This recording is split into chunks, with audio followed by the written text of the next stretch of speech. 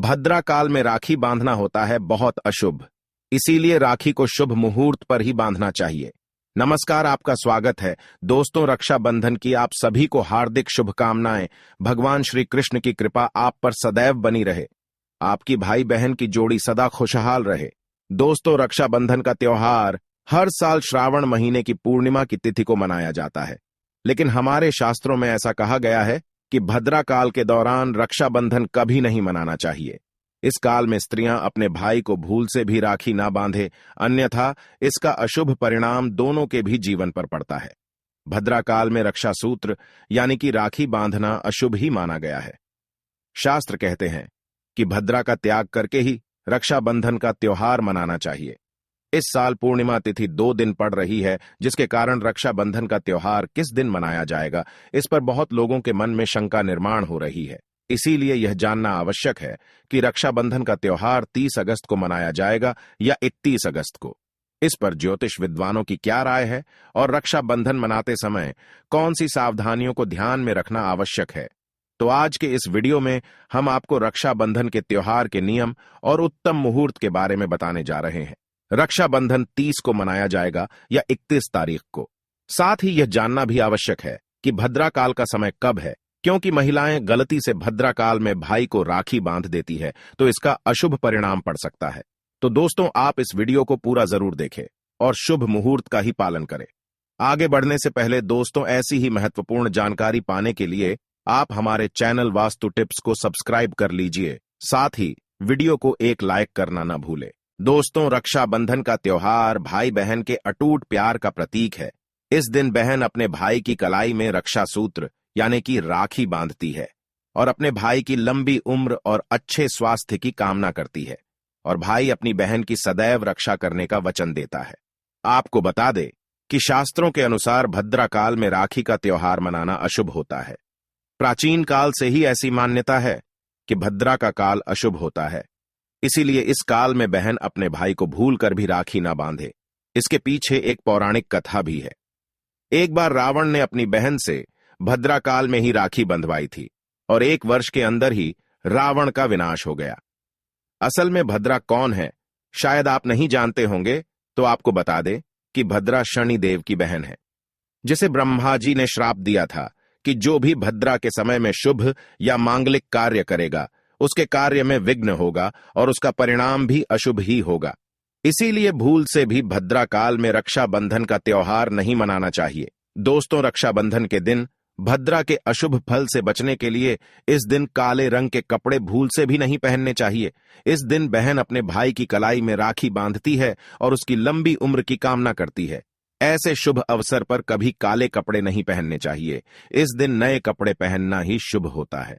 इस दिन सुबह स्नान करके नए वस्त्र पहनकर भगवान की पूजा करनी चाहिए, फिर अपने भाई को राखी बांधनी चाहिए। पूजा की थाली में रोली, चंदन, अक्षत, राखी, मिठाई और एक सोने की मुद्रिका अवश्य रखे, और एक शुद्ध घी का दीपक भी जरूर रखना चाहिए, जिससे भाई की आरती उतारनी चाहिए। इससे भाई के जीवन में शुभ स्थिति निर्माण होती है। पूजा की थाली को सबसे पहले भगवान के सामने रखना चाहिए। उसके बाद अपने भाई को पूर्व अथवा उत्तर की ओर मुख करके बिठा दें और बहन का मुख पश्चिम की ओर होना चाहिए। रक्षाबंधन पर सबसे पहले घर के मंदिर में पूजा पाठ करके भगवान गणेश को पहली राखी बांधनी चाहिए। भगवान गणेश विघ्नहर्ता है। वे सदैव आपके भाई की रक्षा करेंगे, उसे बल बुद्धि प्रदान करेंगे। भाई को राखी बांधते समय उसका तिलक करे और उन्हें रोली, चंदन और अक्षत लगाए। उनके ऊपर थोड़े से फूल छिड़के और अंत में भाई की आरती उतारे। अब आप अपने भाई के दाएं हाथ की कलाई में राखी बांधे और फिर भाई का मुंह मीठा कराकर भाई के मंगल की कामना करे। राखी बांधने के बाद भाई अपनी बहन को रक्षा का वचन दे, उसकी हर मुश्किल से रक्षा करने की प्रतिज्ञा करे और उसे कोई उपहार अथवा भेंट प्रदान करे। इससे भाई और बहन का रिश्ता अटूट बन जाता है और जीवन भर दोनों के बीच प्रेम बना रहता है। चलिए अब जानते हैं साल 2023 में रक्षाबंधन का त्योहार कब मनाया जाएगा और शुभ मुहूर्त कब है।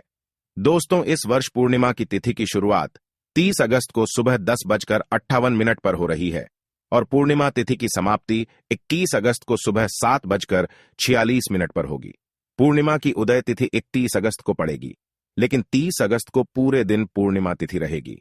इसीलिए 30 अगस्त को बुधवार के दिन रक्षाबंधन का त्योहार मनाना शुभ रहेगा, क्योंकि यह दिन भगवान श्री गणेश को प्रिय है। भगवान गणेश को रक्षाबंधन और भाई दूज इन दोनों पर्वों में पूजा जाता है। अब जानते हैं भद्रा का काल कब तक रहेगा। इस साल 30 अगस्त को पूरा दिन भद्रा का साया रहेगा। 30 अगस्त को रात 9:08 को भद्रा काल समाप्त होगा। उसके बाद ही राखी बांधना शुभ रहेगा।